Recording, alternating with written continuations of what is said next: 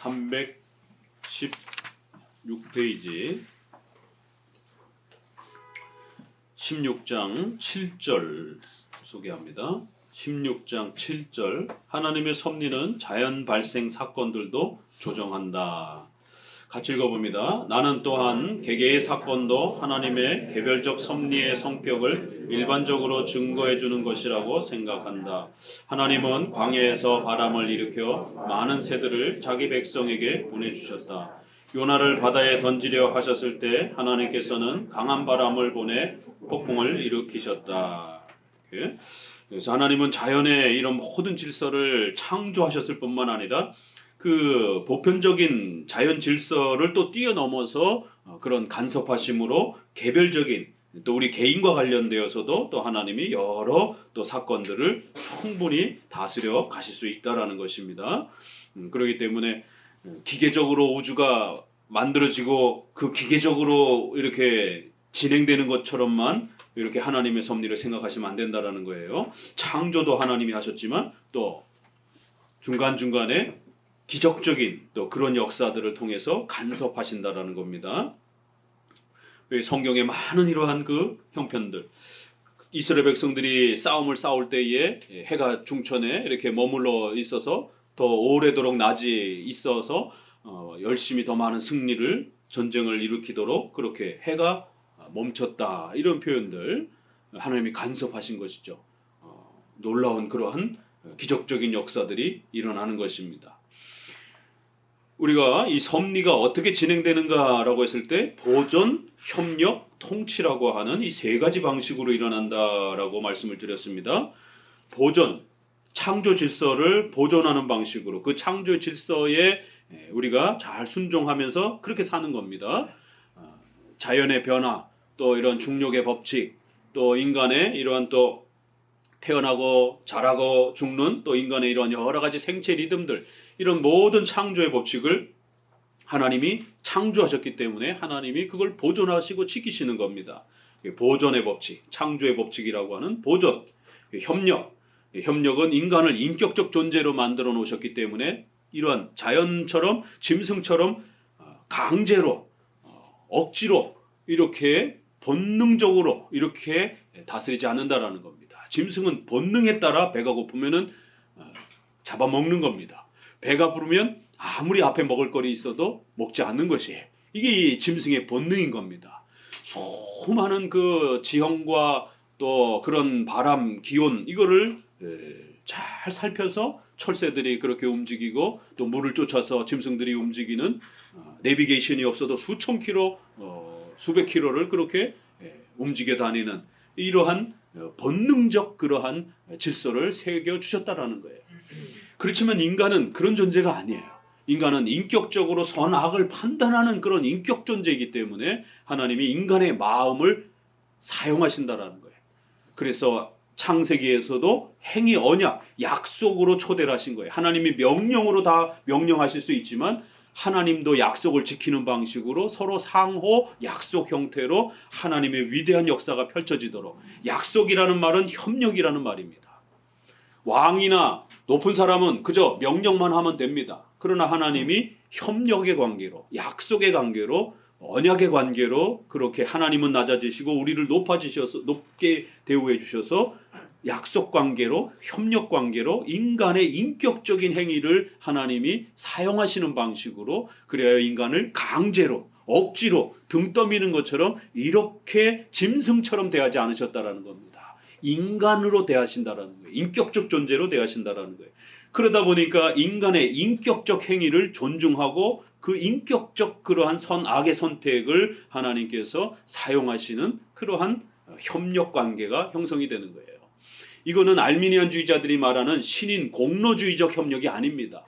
신과 우리가 대등하게 50대 50으로 이렇게 협력을 한다, 그런 개념이 아니에요. 이걸 우리가 잘 구별할 줄 알아야 됩니다. 구원에 있어서도 삶에 있어서도 하나님 반 보태고 내가 반 보태고 이렇게 공로주의적 협력으로 자꾸 이야기하기 때문에 하나님을 무능하게 만들고 하나님을 무시하는, 인간이 마치 대등하게 신과 뭔가 대등한 존재인 것처럼 이러한 신인 협력주의가 로마 카톨릭 교리입니다.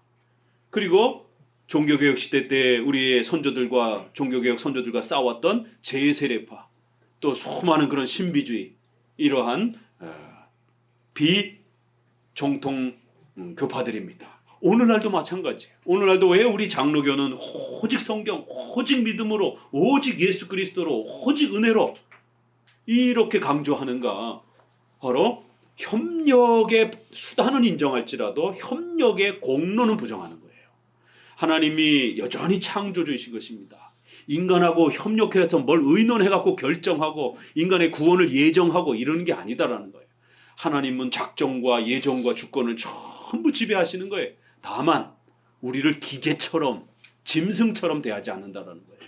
인격적 배려로 우리 인간의 의지를 수단으로 도구로 그렇게 사용하면서 위대한 하나님의 주권이 인간의 인격을 도구로 그렇게 사용하면서 우리가 누가 구원받았는지 모르기 때문에 예정론이 공평한 거예요.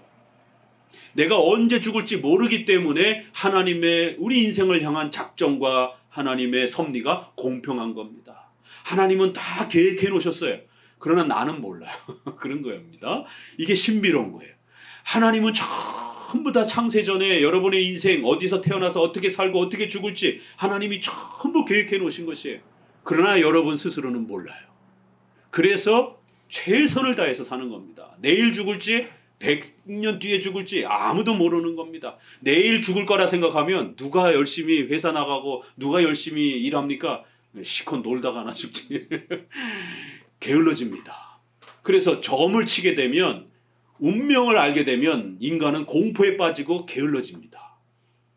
크리스찬들은 절대로 점 치러 다니면 안 됩니다.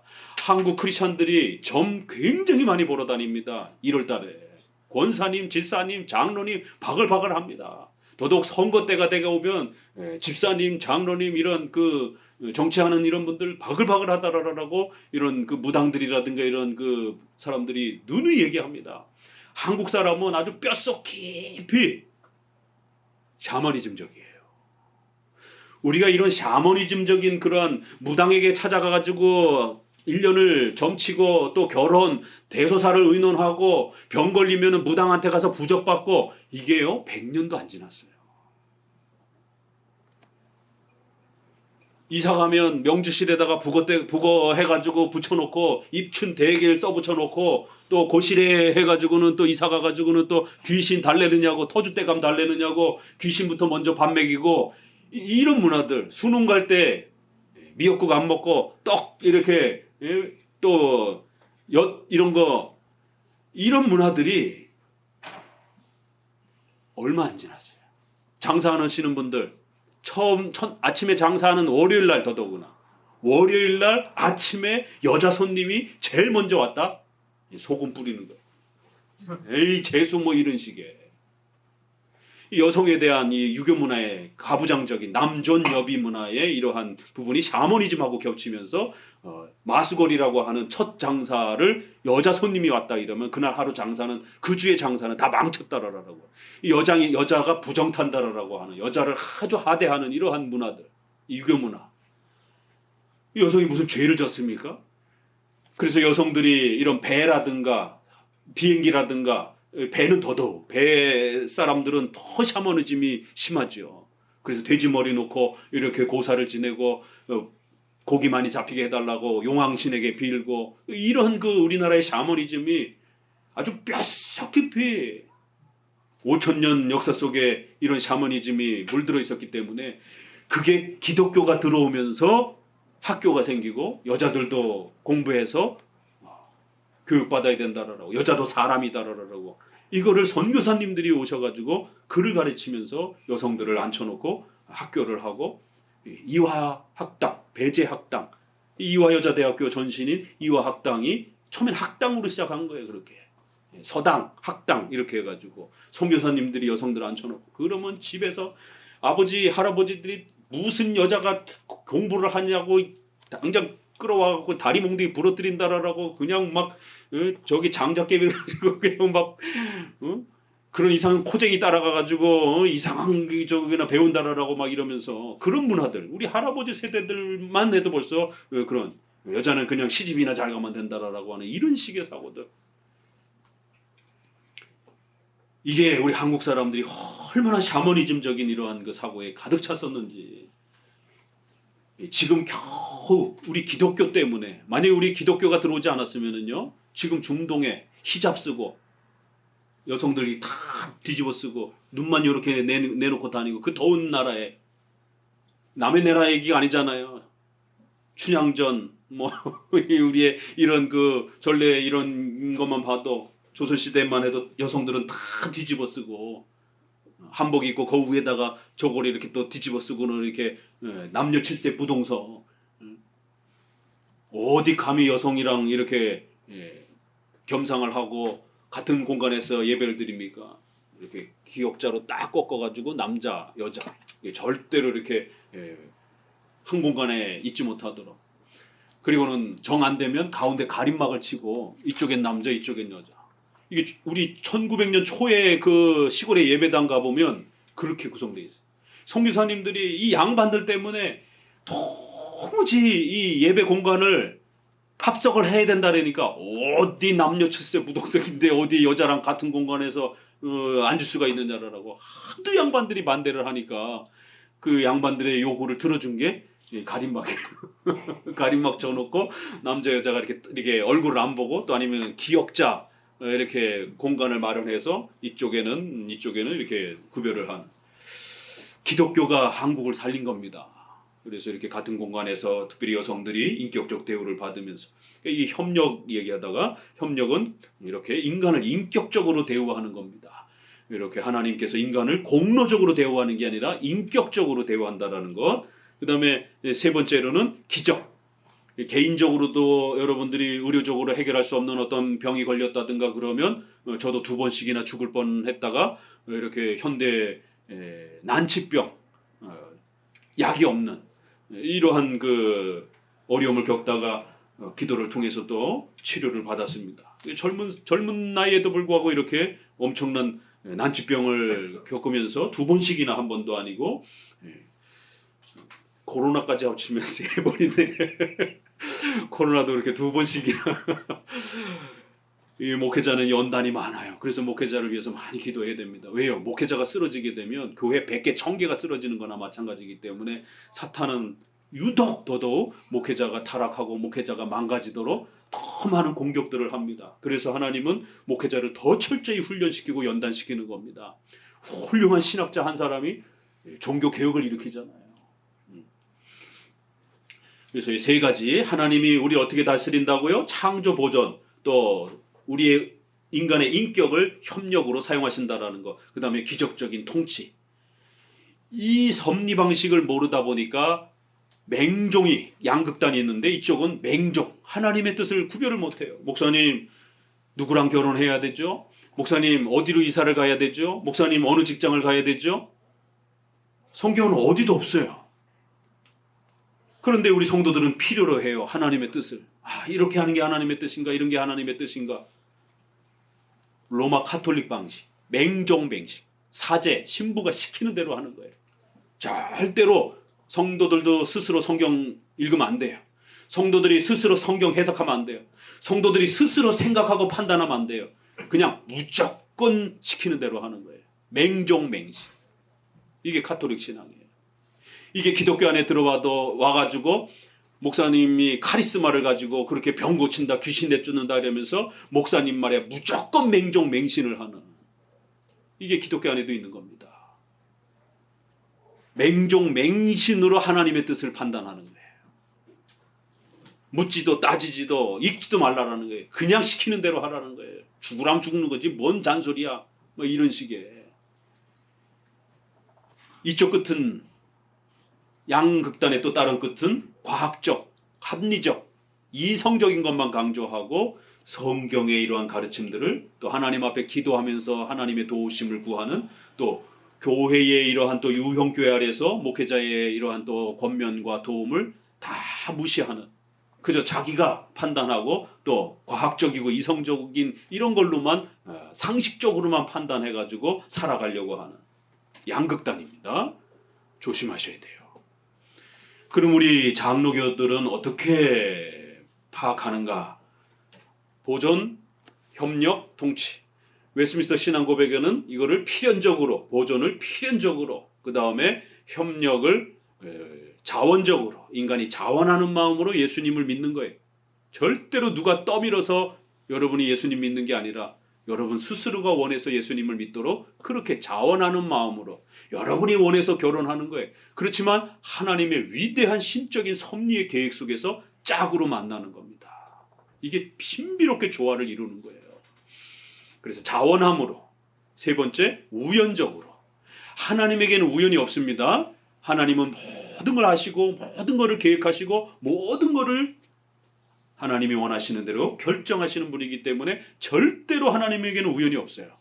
그렇지만 누가 예정받았는지 모르도록 하나님이 우리의 구원의 문제에 있어서 가리워 놓으셨습니다. 우리가 살아가는 데 있어서 내 인생이 언제 죽는지, 어떤 삶을 살아야 될지, 어떻게 살아가지는지 하나님이 가리워 놓으셨어요. 우연히 존재하도록 그렇게 우리를 다스린다라는 거예요. 우연히 전도를 받아서 교회를 오게 되고 결정하게 되는 거예요. 우연히 어떤 사람을 만나서 직장을 가게 되고 또 우연히 어떤 책을 읽다가 자기의 직업에 대한 어떤 소망을 갖게 되고, 이렇게 우리 인생에 있어서는 눈을 가려 놓으신 것이에요. 미래의 모든 것들이 다 알려지도록 하지 않고 닫아 놓으셨어요. 우연의 방식으로 미래가 열려지지 않도록 오늘 하루하루를 최선을 다해서 살아가고, 다가오는 미래들은 우연적으로 그렇게 다가오는 거예요. 그게 하나님의 은혜라는 겁니다. 그렇기 때문에 하나님 핑계 대면서 나태거나 게을러서 이렇게 살아가면 안 된다는 겁니다. 하나님은 우리 인생이 일로 갈지 하나님은 다 알고 계셔요. 그러나 우리에게는 몰라요. 우리에겐 우연의 연속입니다. 그렇기 때문에 최선을 다해서 하루하루 선을 택하며 살아가는 거예요. 그러면 여러분은 그 선의 보상을 받습니다. 악을 택하게 되면 악의 그 엄청난 고통을 받게 되는 거예요. 하루하루 근면성실하게 저축하고 투자를 배우고 이렇게 잘 자기의 자산을 쌓아가게 되면 그 자산의 혜택을 노년에 이렇게 누리는 겁니다. 그러나 젊어서 놀고 저축하지 않고 이러면 노년에 가난해져서 엄청난 고통을 겪는 겁니다. 왜요? 자기가 저축하지 않았기 때문에. 우리 인생을 하나님이 어떻게 지배하시고 다스려 가시는가? 우리에게는 우연의 방식을 열어놓으셨다는 거예요. 어떻게 일이 진행되어져 가는지 모르게 하나님이 통치해 가신다는 거예요. 내가 구원받았는지 안 받았는지 모르는 방식으로 구원을 우리에게 그렇게 집행하신다는 거예요. 그래서 하나님 핑계대는 게 아니라 전도를 받았으면 그 즉시 회개하고 예수님께로 나오면 되는 거지. 내가 예정 받았나? 내가 하나님 앞에 선택받았나? 좀 확인 좀 해보고. 그건 알 수가 없는 겁니다. 우연의 방식으로, 모르는 방식으로 우리의 미래를 하나님께서 이렇게 닫아 놓으신 것이에요. 우리 스스로가 최선을 하루하루를 결정하면서 그렇게 살아가도록, 그렇게 우연의 방식이 우리에게 작동되도록 그렇게 역사하신다는 거예요. 이 세 가지, 필연적으로, 자원적으로, 우연적으로, 또 신학적으로 표현하면 보존, 협력, 통치. 우연히 병이 생기는 거예요. 그러니까 갑자기 하나님이 간섭하셔서 병을 고치시는 겁니다. 이런 하나님의 간접적인 통치, 이런 방식들이 세 가지로 일어납니다. 그렇기 때문에 오순절파가 요거를 파고 들어가지고 누구랑 결혼해야 되는지, 어디로 이사 가야 되는지, 무슨 사업을 해야 되는지 성경에 없지 않느냐. 그러니까 이제 목회자의 그런 카리스마를 통해 가지고 이거 해 이렇게 해서 맹종을 하든지, 아니면 자기가 혼자 산속에 들어가서 기도하다가 무슨 환상이나 음성을 듣고 이렇게 직통계시를 받고 이게 하나님의 뜻이다, 이렇게 신비주의로 망가뜨린 겁니다. 우리 장로교는 보존, 협력, 통치 꼭 명심하셔야 돼요. 이 협력에는 두 가지 방식이 따라옵니다. 협력에는 기준이 있어요. 반드시 십계명이라고 하는 선을 선택하도록 하나님이 기준을 마련해 주신 것이, 그 십계명에서 멀어지는 건 악이에요. 그래서 선을 택하면 혜택을 받는 거고 악을 택하면 벌을 받는 것이. 협력, 우리 인간의 마음을 자원함으로 사용하실 때에 선을 택하도록 그렇게 하나님은 우리를 배려하신다는 거예요. 십계명이 기준이에요.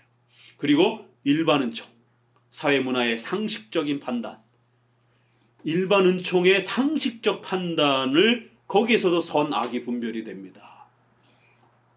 성경 어디에 길바닥에 침 뱉으면 죄라고 이런 표현 안 나와요. 그거는 그 사회의 법규에 해당이 되는 겁니다. 교통신호 잘 지키고 이런 거 성경 어디에도 없어요. 그건 그 사회의 법인 겁니다. 일반 은총, 상식도 우리 인간의 양심 속에 하나님이 심어 놓으신 것이기 때문에 십계명은 이렇게 글로다가도 기록되어 있고 우리 인간의 양심 속에도 살인하지 말라. 일부 일처가 거룩하고 깨끗한 거다. 일부 다처 일부 동성애, 이런 거는 인간의 본능적으로 깨림직한 겁니다. 그건 누가 가르쳐주지 않아도. 자식을 사랑하는 거는 그건 인간의 본능인 것이에요. 이렇게 십계명을 하나님이 우리의 인간의 양심에도 심어주신 것입니다. 그래서 사회가 작동되도록 이렇게 역사하시는 거예요. 우리가 원숭이에서 진화가 됐다며. 그렇지만 중국인들 원숭이 잡아먹어요. 우리 닭 잡아먹어요. 우리 젊은 사람들 치킨 얼마나 좋아합니까? 근데 치킨 먹을 때마다 치킨아 미안해, 닭아 미안해, 이렇게 양심의 가책을 누리는 사람은 없잖아요. 그런데 왜 유독 사람을 죽이려고 하면 그렇게 두렵고 무섭고 양심의 가책이 되냔 말이에요. 아니, 원숭이에서 진화가 됐으면 사람이나 원숭이나 닭이나 뭐가 달라요? 다 똑같은 건데. 그러면 다 죽이면 되는 거죠. 그렇지만 닭이나 물고기나 이러한 것들을 잡을 때는 우리의 양식으로 우리가 살기 위해서 그렇게 취하지만 사람을 죽이는 건 우리가 아무리 배가 고파도 굶주려도 사람은 못 먹는 겁니다. 왜요? 인간의 양심 속에 두려움이 있기 때문에. 이건 누가 가르쳐주지 않았지만 인간의 마음과 양심 속에 있는 거예요. 그래서 하나님은 십계명을 성경을 통해서는 아주 명백하게, 양심은 조금 흐릿하게, 그런 차이입니다. 그래서 인간의 마음이 자원함으로 협력할 때 십계명을 가지고 우리 인간의 양심의 상식적 판단을 가지고 이게 하나님의 뜻인지 이게 하나님의 뜻이 아닌지를 분별하는 겁니다. 그러면 맞는 거예요. 자, 누구랑 결혼해야 되는가? 보존의 법칙을 보세요. 창조의 법칙. 인간은 결혼해야 되는 겁니다. 아주 특수한 경우가 아니면. 이게 창조의 원리인 겁니다. 그러면 십계명과 양심 속에서 보게 되면 주 안에서 결혼하라. 신자들은 신자들끼리 결혼하라라고 하는. 그러면 몇 살에 결혼해야 됩니까? 몇 살은 결혼이 안 됩니까? 성경 어디에도 없어요. 몇 살부터가 결혼이 되는지 없습니다. 성경에. 만 10세? 없어요. 이거는 그 시대의 상식적인 수준에서. 그럼 우리 상식적인 수준에서 여성들은 조금 나이가 어릴지라도 임신이 가능합니다. 그렇지만 고등학교 졸업한 애를 결혼하라라고 하기에는 무리가 있는 것입니다. 20살짜리 여성 아이에게 결혼하라고 하는 것은 무리가 있는 거예요. 우리 사회의 상식적인 부분에서. 또 이렇게 연세가 너무 많은 분이 결혼을 통해서 임신 출산에 대한 부분들에 부담이 있는 거예요. 그래서 결혼 정년기라는 의미가 나오는 겁니다. 상식적 수준에서. 또 그러면 연상 연하 성경 어디에도 없습니다. 몇 살 차이까지 가능합니까? 성경 없어요. 그런데 우리 사회는 적어도 10살이 넘어가기 시작하면, 띠동갑이 되기 시작하게 되면 불편함을 느낍니다. 연예인들조차도 20살 가까이 막 차이가 나고 이러면 욕을 먹어요, 사회로부터. 남자건 여자건 간에. 여자가 20살이 높아도 욕을 먹고 남자가 20살이 높아도 욕을 먹는 겁니다. 이런 사회적 상식을 무시하면 하나님의 뜻이 아닌 겁니다. 칼빈 파렐이 아주 유명한 종교개혁자잖아요. 제네바를 종교개혁을 일으킨.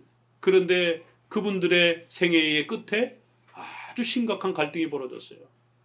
그래서 칼빈이 화가 나가지고 자기와 함께 평생을 종교개혁을 일으켰던 동역자인 쫓겨날 때도 함께 쫓겨나고 돌아올 때도 함께 쫓겨나고 목숨을 걸고 함께 그 평생을 동고동락했던 자기보다 또 선배인 파렐이 결혼 문제 때문에 심각한 갈등을 겪으면서 파렐을 더 이상 보지 않기로 거리를 둡니다.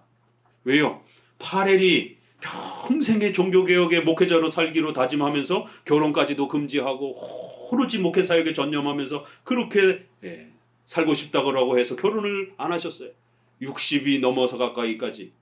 그런데 자기를 섬기던 여종이 옛날에는 이렇게 여종들이 이렇게 집안일을 돌봐주는 그러한 그 사람이 있었는데 이 젊은 여자아이가 파렐 목사님을 도와주고 설거지라든가 이러한 집안일을 이렇게 도와주고 이랬었는데 이게 주변에 소문이 잘못 나가지고 어린 애를 데려다가 그렇게 성폭행하고 뭐 이제 이런 식의 이제 나쁜 소문들이 이제 이게 악한 자들에 의해서 그렇게 음모가 퍼진 겁니다.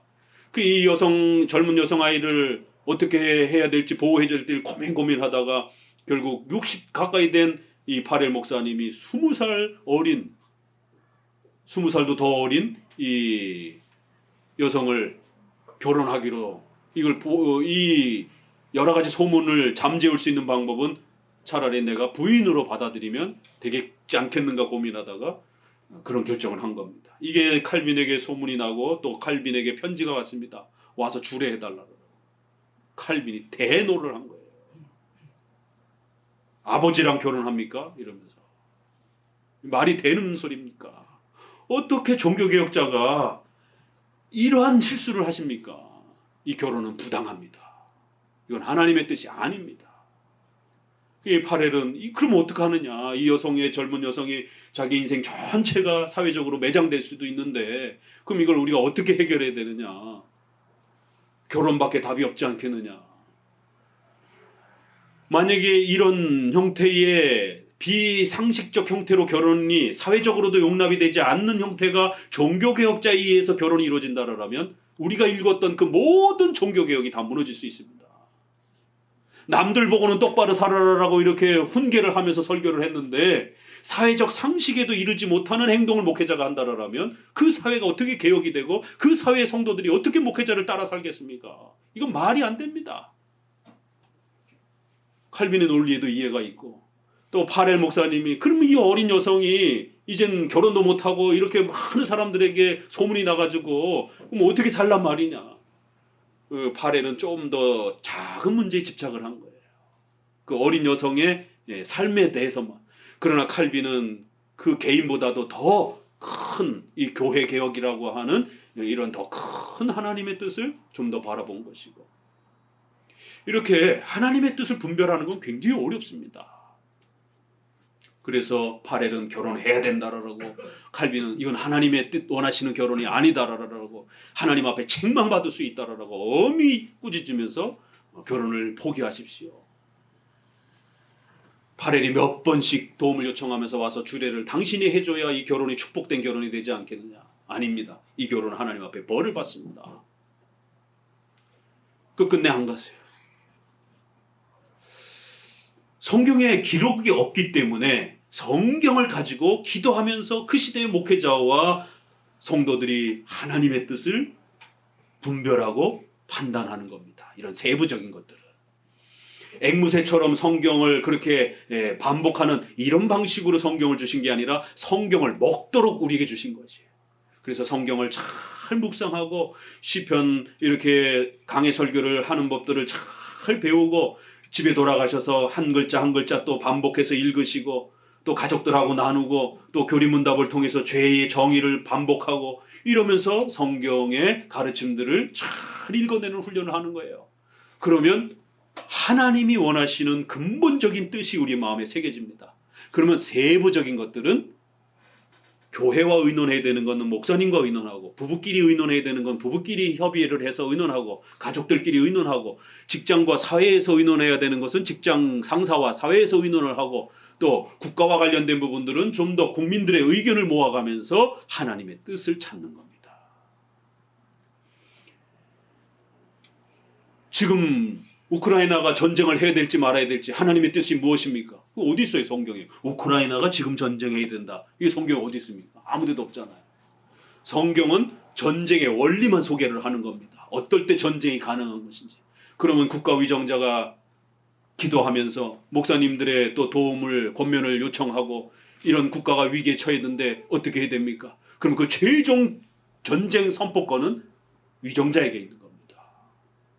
그러면 우리가 국민의 생명과 교회를 보호하기 위해서라도 전쟁을 해야 되겠다 결정하면 교회의 많은 청년들이 목숨을 잃을 각오를 하고 그 대통령의 위정자의 전쟁 선포에 동참해서 희생을 하는 겁니다. 그걸 하나님의 뜻으로 받아들이고, 이렇게 국가와 관련된 일은 국가 위정자들과의 의논, 또 사회 관련된 일들은 사회 직장 상사와 사장과 의논하고, 가정과 관련된 일은 또 가족 안에서 의논을 하면서, 교회와 관련된 일들은 또 목사님과 함께 의논하면서 하나님의 말씀을 적용해내는 거예요. 녹여내는 거예요.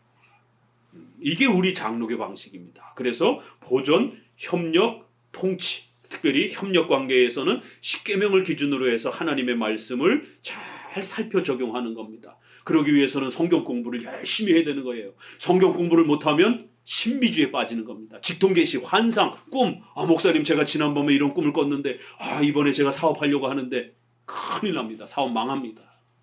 뭘 믿고 그걸 하나님의 뜻이라고 그거를 판단하고 어마어마한 재산을 투자를 해서 사업을 합니까? 사업을 할 때는 십계명에 맞는지, 일반 상식적으로 그 아이템이 앞으로 발전할 그런 사업인지, 아니면 이렇게 점차 줄어드는 그런 산업 이러한 그 아이템인지, 자영업하는 사람들은 이러한 많은 그 사회적인 그러한 마케팅이라든가 이런 걸 충분히 분석한 다음에 사업을 선택하는 겁니다. 입지를 고르고 자기 재정 형편을 살피고, 이건 전부 다 일반 은총, 상식에 해당이 되는 수준입니다. 크리스찬들이 기도원에 가서 비상식적인 행동을 하고 돌아오기 때문에 망하는 거예요. 왜요? 무슨 응답 받았다 그러면서 그냥 막 올인해버리잖아요. 그냥 이게 하나님의 뜻이다 그러면서 의논도 하지도 않고 누구의 조언도 들어보지도 않고 내가 그냥 환상 받아서 하나님 응답 받아서 이러면서 막 투자하는 거예요. 쫄딱 망하는 겁니다. 섭리란 하나님의 뜻을 배우고 분별하는 원리를 배우는 거예요. 하나님이 우리를 어떻게 통치하시는가. 그래서 이제 16장을 마무리해가면서 보존, 협력, 통치, 앞으로 또 나와요. 요 세 가지를 꼭 기억하셔야 됩니다. 사업을 하시려면 창조 보존, 반드시 경제적인 그러한 여유가 있어야 되는 겁니다. 돈이 있어야 사업을 벌릴 수 있는 것이죠. 이러한 누구든지 사업을 하려면 어떤 그 필요한 부분들이 본질적으로 필요한 것이 있어요. 두 번째, 협력. 십계명에 도적질하지 말라, 남을 해치거나 이런 사업은 안 되는 겁니다. 또 상식적으로 내가 이러한 내 사업의 마케팅을 잘 살피고, 그리고 마지막은 이제 하나님께 맡기는 겁니다. 기도하면서. 왜? 그건 우연적으로 또 하나님이 역사하시는 또 새로운 길이 있으니까. 그래서 사람들이 많이 몰려올지, 또 내 사업의 내용이 많은 사람들에게 호응을 이끌지 그건 모르는 거예요. 또 이 세 번째 하나님이 개별적으로 간섭하는 또 역사를 신뢰하면서 또 주의를 지키면서 이 우연의 방식을, 비록 일주일에 이 주일은 장사를 못하지만 하나님께서 나머지 날에 간섭하셔서 더 많은 사람들이 주중에 우리 가게로 올 수 있도록 이러한 역사를 기대하면서 주의를 지키는 겁니다. 이렇게 이게 조화가 되는 거예요. 반드시 이 3법칙을 기억하셔야 됩니다. 그럼 지금 우리가 소개하는 7장은 자연법칙에 대한, 자연 발생도 존중하고 그러면서도 우연사건인 통치, 하나님이 직접적으로 간접적으로 간섭하시는 우연의 방식도 무시해서는 안 된다라는 겁니다. 이렇게 보존의 법칙과 우연의 법칙이, 통치의 법칙이 상호 조화를 이룬다라는 거예요. 좀 내려가시게 되면 구약에도 그런 많은 사건들이 있었고, 317페이지 두 번째 단락을 읽어봅니다. 이와 같이 시작. 이와 같이 또한 인간에게는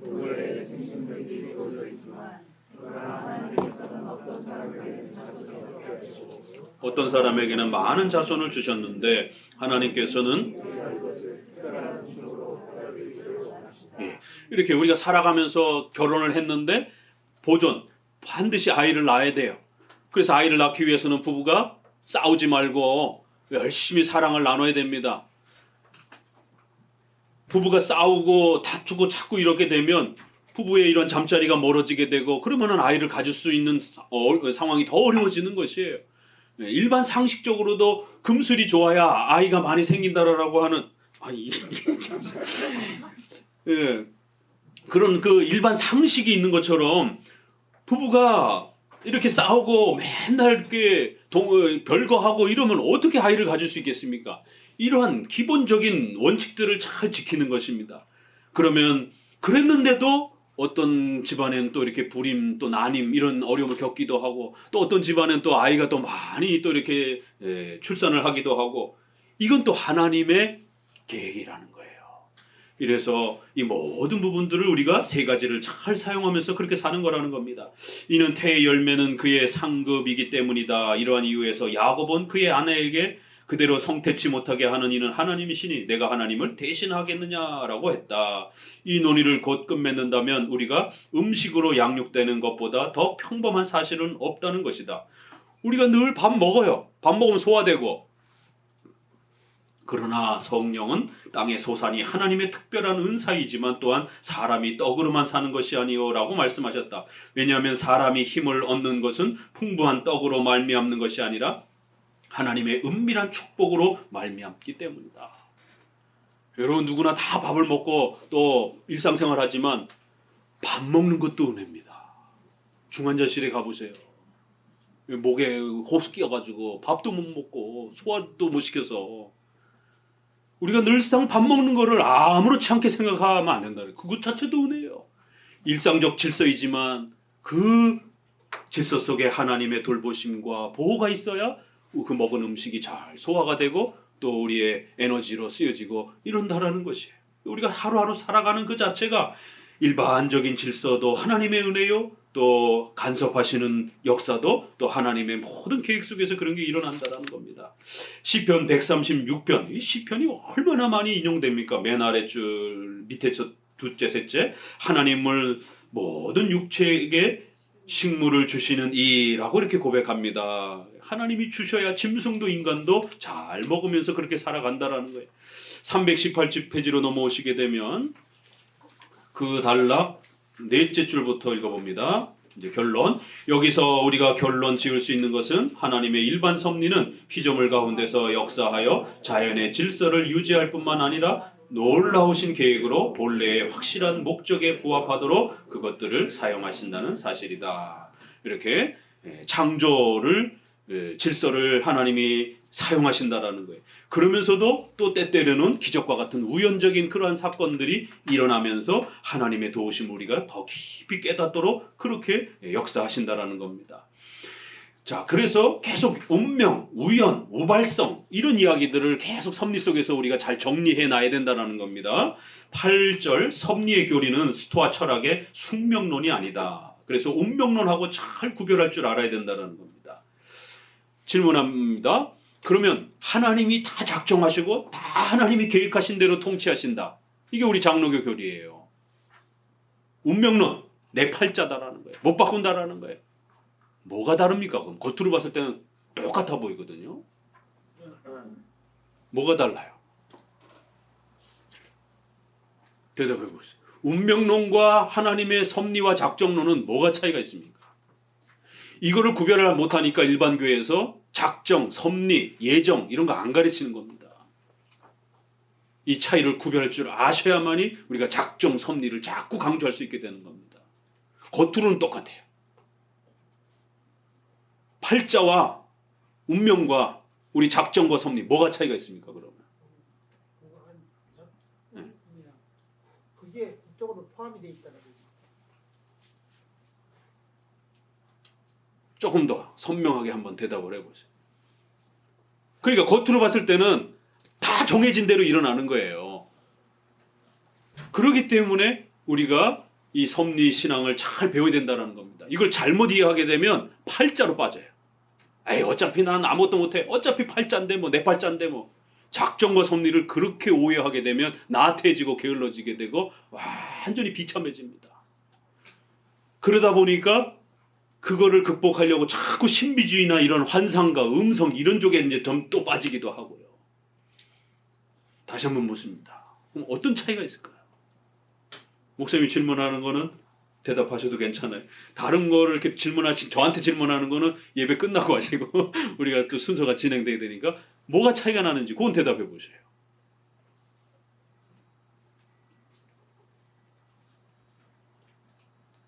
틀려도 괜찮아요. 대답해 보세요. 작전과 섭리 안에 예. 운명이 포함이 되어 있는데 그걸 분리해 버리면 예. 우리가 생각하는 문제점 발생하고 그 안에 그것이 내포되어 있다고 생각하면은 바른 길로 갈 수 있다. 자, 또 다른 분. 운명론은 어떤 기계적인 우연에 이렇게 노출되게 하지만 성경이 말하는 작정과 섭리는 하나님이 인간을 인격적이고 도덕적인 존재로 상대하신다. 그런 면에서 일단은 그 면에서 차이가 있다. 또 다른 분. 주체가 달라요. 누가 대답했어요? 잘 대답하셨어요. 운명은 내팽개치는 것이고요. 네. 저기 또 섭리는 섭리는 우리 성도들이 예수님을 의지해서 예수님의 뜻대로 행하려고 열심히 애쓰고, 애쓰고. 그러면은 하나님께서 그 함께 하시는 것을 보여주시고 하나님의 뜻이 그렇다는 것을 알게 해주시고요. 그런 거를 섭리라고 그렇죠. 생각해요.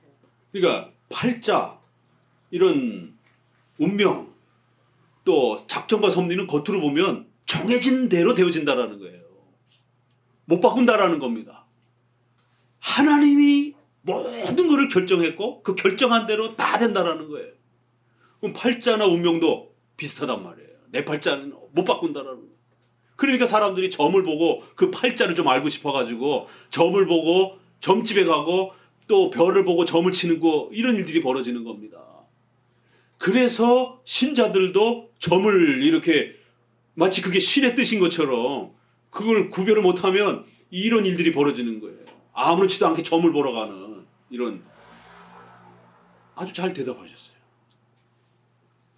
두 가지가 차이가 납니다. 하나는 주체가 달라요. 잘 대답. 제가 그래서 그 정확한 표현을 이렇게 원한 겁니다. 이렇게 풍성하게 설명하는 것도 배우셔야 되고 핵심 단어를 말하는 법도 훈련하셔야 됩니다. 주체가 달라요. 주체가. 작정과 섭리는 하나님이라고 하시는 분이 결정하는 거예요. 주인이 있다라는 거예요. 근데 팔자는 누가 그렇게 만들었는지 몰라요. 왜 내 팔자가 그렇게 됐는지 아무도 설명 안 해줘요. 점 보러 가도 무당한테 가도 그건 네 팔자예요. 왜요? 누가 그렇게 정해놨는지 주체가 없어요. 주인이 없어요. 그렇지만 작정과 섭리는 비록 우리가 보기에는 모든 게 결정돼 있어요. 그럼 어떻게 보면 답답하잖아요. 어떻게 보면은 불공평해 보이잖아요. 내가 뭔가를 하지도 않았는데 모든 게 결정돼 있다라는 거예요. 인간의 구원의 예정에 대한 문제도 우리의 삶에 대한 문제도. 그래서 이걸 안 가르치는 겁니다. 일반 교회에서. 작정과 예정에 대한 부분. 모든 게 결정돼 있다라는 거예요. 이걸 잘못 이해하게 되면 팔자나 운명처럼 이렇게 오해가 되기 때문에. 그래서 수많은 이 혼합주의 목회자들이 교회 안에서 작정과 예정론 가르치지 말라고 그렇게 역사 속에서 비판한 겁니다. 그러나 성경은 작정과 예정 수도 없이 쏟아져 나오잖아요. 오늘 우리가 읽었던 시편 49편에도 악인들은 그런 죄악된 악함 속에 살아가지만 우리 신자들은 하나님이 우리를 영접하시리니. 내가 공로를 많이 쌓아서 내가 돈이 많아서가 아니에요. 하나님이 나를 영접하셨다는 거예요. 하나님이 나를 사랑하시고 하나님이 먼저 나를 초대하셨다는 거예요. 하나님이 먼저 나를 사랑하고 선택하셨다는 거예요. 하나님이 주권적으로 나를 지키셨다는 거예요. 그리하여 나는 두려움과 공포 속에 있지 아니하고 그 하나님 의지하며 살아갈 수 있는 것이다. 끊임없이 작정과 예정과 섭리를 소개합니다. 주인이 달라요. 어떤 면에서는 답답하고 내 인생의 미래를 모르니까 답답하고 괴롭고 힘들지만 그래도 작정과 섭리는 그 위대한 하나님이 주인이 누구신지를 알기 때문에, 누가 그렇게 결정했는지를 알기 때문에 하나님을 신뢰하면서 견디는 거예요. 그러나 팔자와 운명은 억울해도 답이 없어요. 누가 그렇게 결정했는지 아무도 설명 안 해줍니다. 그러니까 팔자나 운명은 무지무지하게 억울한 겁니다. 왜 내가 그렇게 살아야 돼? 네 팔자야. 왜? 계속 반복인 거 몰라. 그게 네 팔자야. 억울해. 몰라.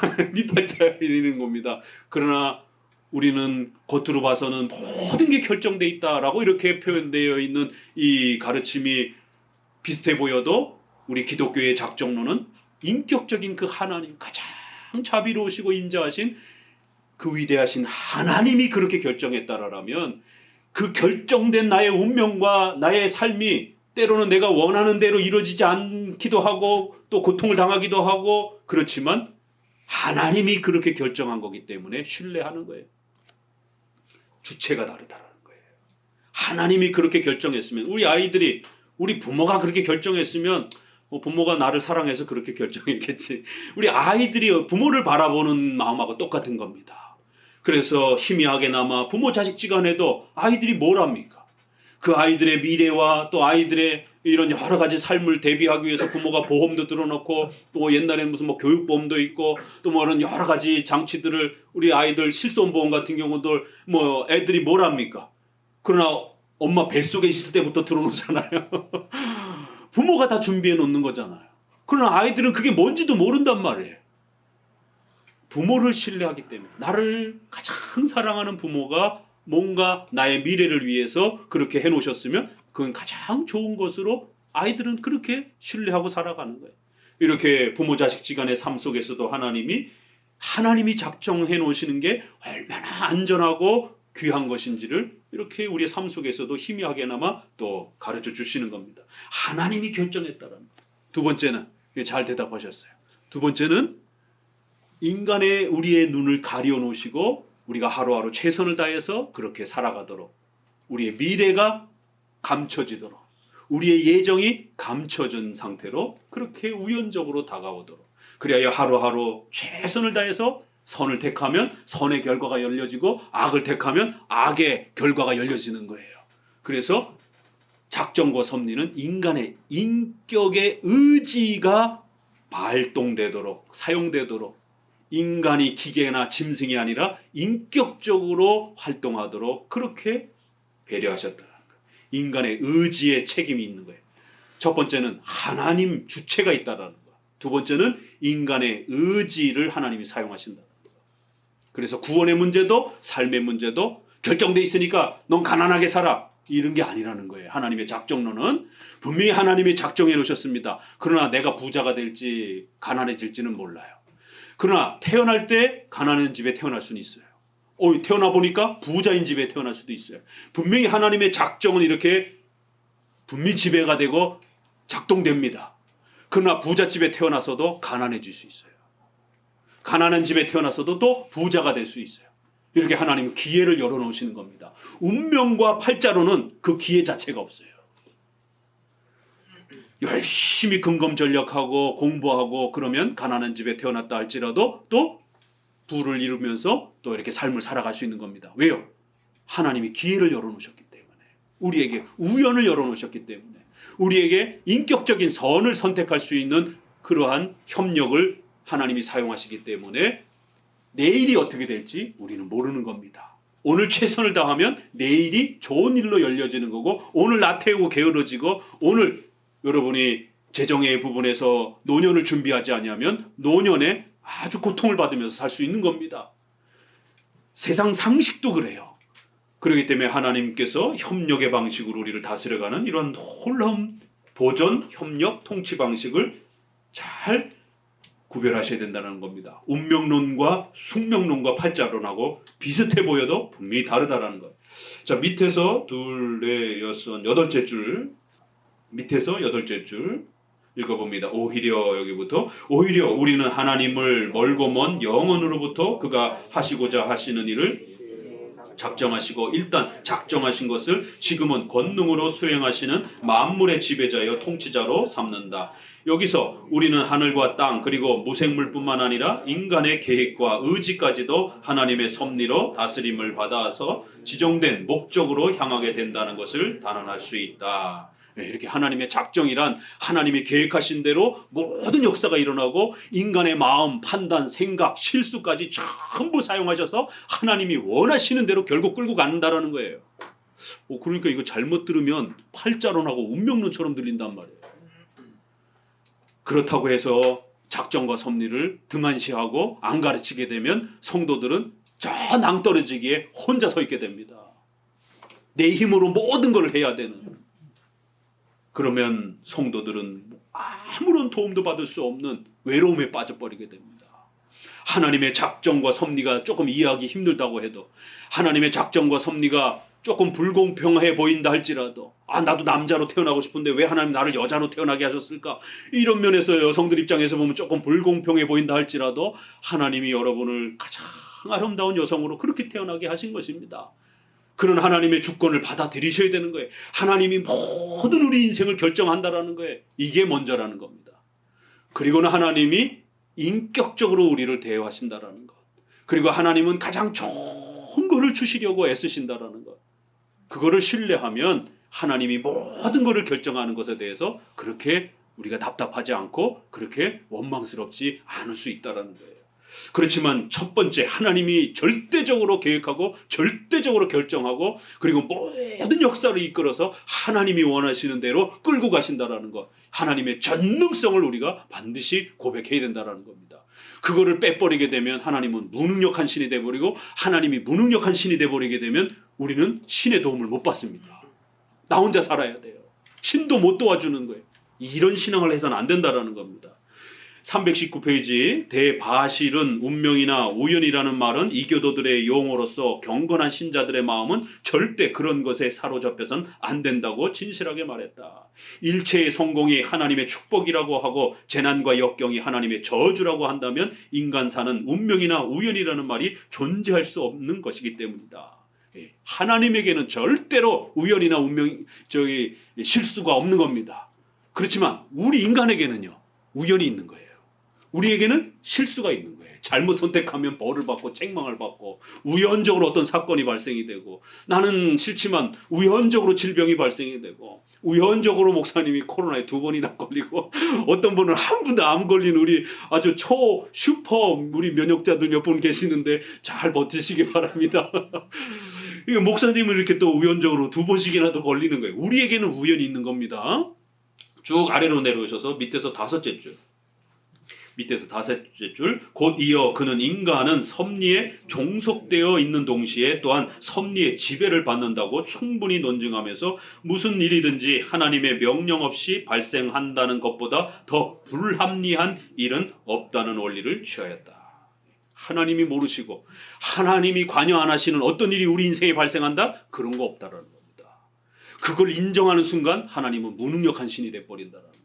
그래서 우리 성도들은 부지런히 이런 글과 설교를 통해서 하나님은 전지전능하시다, 하나님은 절대 주권을 갖고 계시다, 하나님 우리 인생 전체를 지배하신다, 이 부분들을 반복적으로 말씀을 통해서 견고하게 세워야 됩니다. 자, 맨 아래 줄. 이런 이유로 해서 그는 또한 어떠한 우연한 일도 인간의 의지에서 기인된다는 것을 배척하였다. 하나님이 다 하신다는 거예요. 그러나 그는 곧이어 한층 더 명백하게 우리는 하나님의 의지의 원인을 찾아서는 안 된다고 주장하였다. 그가 자주 사용한 허용이라는 말이 어떤 의미로 이해되어야 하는가는 하나님의 명령이나 같이 읽어요. 허락이 없이는 어떠한 사건도 발생할 수 없으며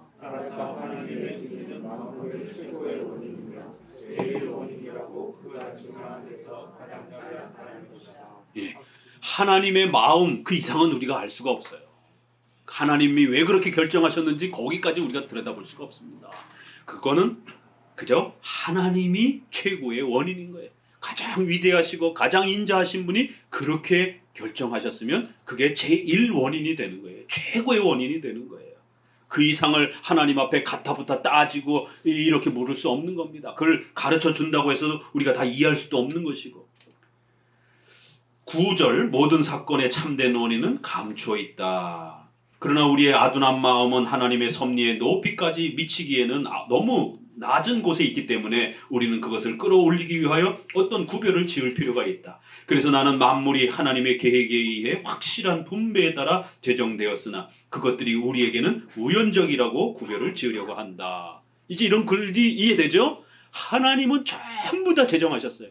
전부 다 여러분의 인생 전부 하나님이 다 이미 결정해 놓으셨어요.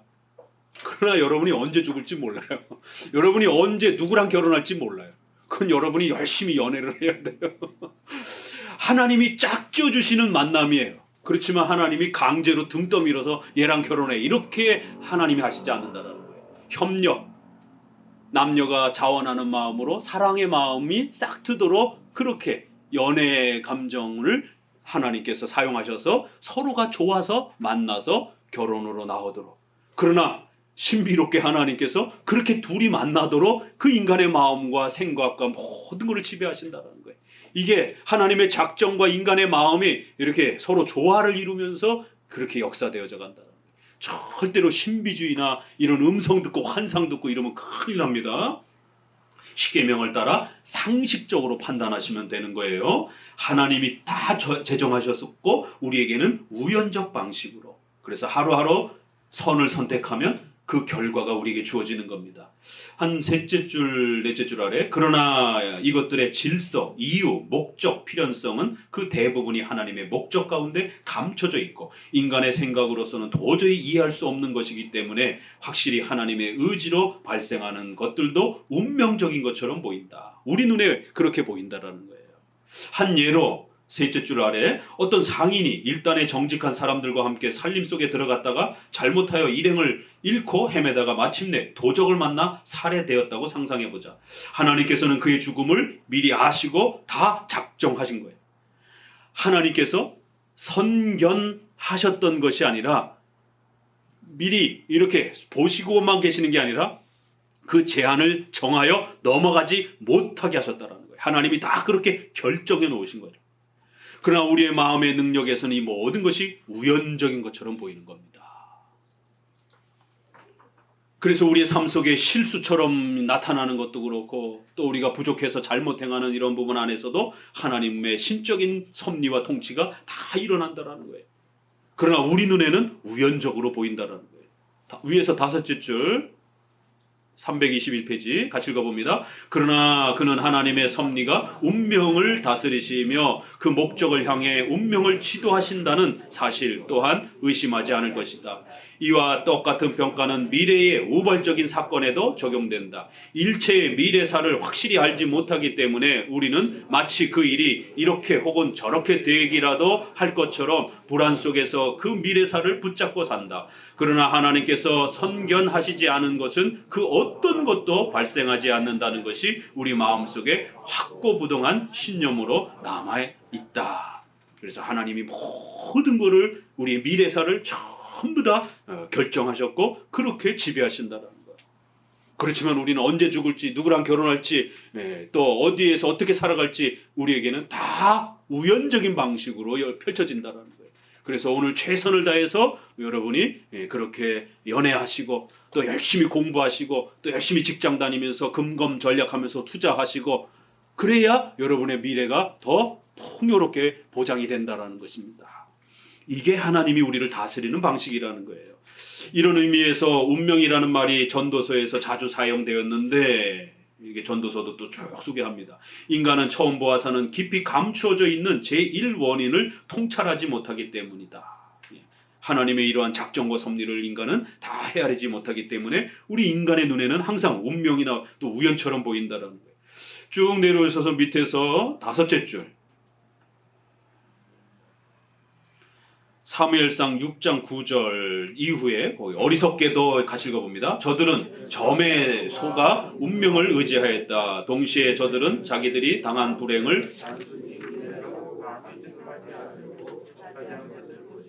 그러나 어떻게 하나님께서 섭리의 고삐로 모든 사건을 그가 원하는 방향으로 전환시키는가는 다음과 같은 놀라운 만한 신뢰에서 명백해질 것이다.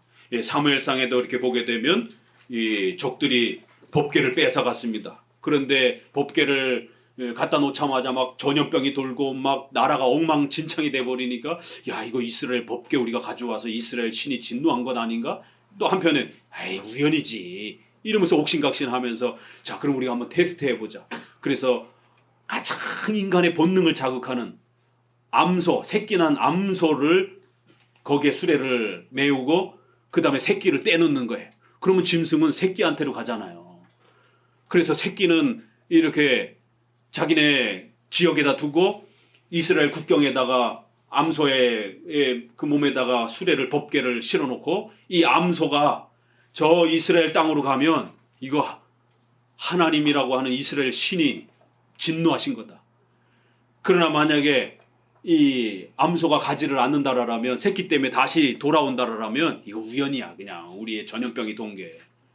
그렇게 해서 교묘하게 하나님을 테스트해 보려고 그렇게 국경에다 놓고 암소, 새끼 떨어진 암소를 그렇게 수레를 세워놨는데 이 암소가 울면서 이스라엘 땅으로 들어가는 거예요. 짐승의 본능을 거역하면서 이스라엘 땅으로 들어가는 거예요. 이스라엘 백성들은 그 법궤를 다 내팽개쳤는데 하나님께서 그 법궤를 짐승을 이용을 해가지고 이스라엘 백성 땅으로 다시 가져오시는 것이에요. 이런 게 구약의 섭리장이라는 겁니다. 그래서 여러분들이 성경을 읽을 때 세상의 목사님들이 이 사무엘상을 가지고 그러니까 우리도 벳세메스로 가는 암송아지처럼 하나님 앞에 헌신해야 됩니다. 벳세메스의 암소는 새끼를 돌아보지 않았습니다. 집안일을 돌아보지 않았습니다. 벳세메스의 소는 나중에 자기를 전체로 번제로 그렇게 제물로 바쳐졌습니다. 그렇기 때문에 우리 성도들은 자신의 삶을 전부 하나님 앞에 바쳐야 됩니다. 이게 전형적인 모범적인 설교예요. 여기서는 벳세메스의 소가 주인이 아닙니다. 소가 주인공이 아닙니다. 이 본문은 하나님의 그 위대한 작정과 섭리가 이스라엘 백성들의 그 악한 죄악들을 뛰어넘어서 그 법궤를 이스라엘 백성 안으로 다시 가져오는 짐승의 모든 본능까지 초월하는 하나님의 위대한 그 작정의 역사가 어떤 것인지를 가르치는 본문이지 벳세메스의 소 본받자라라고 이렇게 공로주의로 설교하는 거예요. 우리 성도들도 이렇게 열심히 봉사하고 헌신하면 하나님 앞에 또 복을 받습니다. 또 복을 받습니다. 이 극동방송이라든가 이런 데 들어보세요. 벳세메스로 가는 소를 이런 제목으로 얼마나 많이 설교가 나오는가. 그래서 목회자의 설교를 잘 들어야 된다는 겁니다. 잘못 들으면 성도들의 영혼이 망가지는 거예요. 벳세메스의 소가 주인이 아니라 하나님이 주인인 것입니다. 점을 치고 이렇게 했지만 결국 하나님의 역사를 따라 그 법궤가 돌아오는 백성들에게는 우연처럼 보였지만 하나님이 진노하신 전염병이라는 것을 하나님 그렇게 깨우쳤다라는 거예요. 자, 쭉 넘어가셔서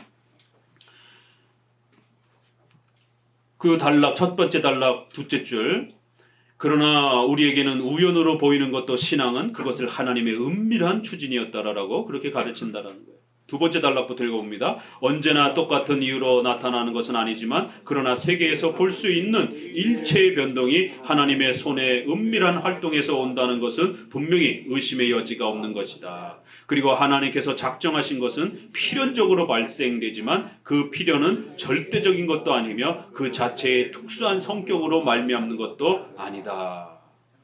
그래서 기독교 강의를 읽을 때 이렇게 좀 어려운 부분들이 나와요. 이거는 그래서 반드시 목사님의 설명을 통해서 또 도움을 받아야 됩니다. 하나님의 작정과 섭리는 반드시 하나님이 계획한 대로 역사되어지는 것이에요. 그러나 우리가 조심해야 되는 것은 그렇다고 해서 마치 그 사건이 그렇게 처음부터 결정된 것처럼 이렇게 기계적으로 오해하면 안 된다는 거예요. 그건 하나님이 그렇게 결정했으니까 그런 일들이 일어난 것이지 그 일 자체가 운명적으로 그렇게 처음부터 그렇게 여러분의 삶에 그렇게 정해져 있는 그런 방식은 아니라는 거예요. 사람들이 착각을 하게 되면 마치 나한테는 이런 일이 일어나니까 어쩔 수 없어 이렇게 팔자론으로 자꾸 빠진다라는 거예요. 그런 팔자론에 운명론에 자꾸 사람들이 마음을 빼앗기게 되면 나태해지고 게을러집니다.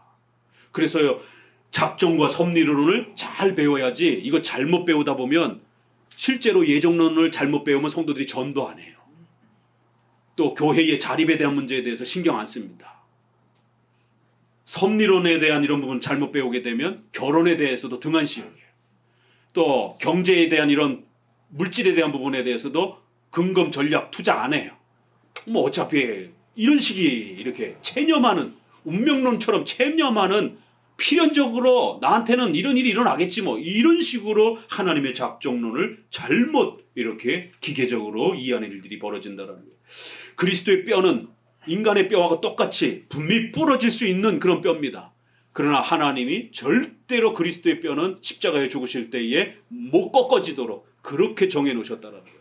그래서 군왕들이 군병들이 아무리 이렇게 달게 들었어도 예수님은 보편적인 죽음이 아니라 빨리 죽으셨기 때문에 보편적으로는 십자가에 못 박았을 때 늦게 죽으니까 그렇게 다리를 불겨가지고 빨리 죽이는데 그리스도께서는 벌써 돌아가셔가지고 신체를 손상시키지 않은 겁니다. 뼈가 부러지지 않은 것이.